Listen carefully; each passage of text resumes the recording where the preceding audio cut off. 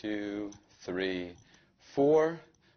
Stick my feet together. Now they're magnetized. Make sure I'm in the center of the spectator. I would misdirect while I was talking to them. I'd get a hold of the material. I'd say, okay, watch. While I'm doing this and talking to them, saying stay right there, I'm taking my left hand, removing the panel, and when I come back around, I just pull it apart so it's done. Now I'm ready in position to take my leg right out.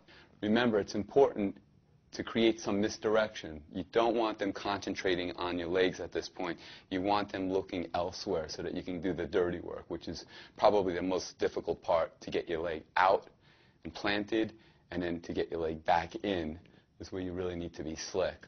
So when you're in this position, I usually just bring my hands forward while I come and get everything to position. Now the next phase of this is just literally to balance yourself, as we discussed before, and just create the illusion in presentation that you're going to float. Arch your back, look up in the air, bring your hands up and be. And now you got to keep your heel pointed to the ground, so you keep the back of your legs taut. Boom. And then you can land. How's that look? Looks good. Now you can either float up to the top or you can float back down, and you get your foot back in. But if you float to the top, you can float up to the top.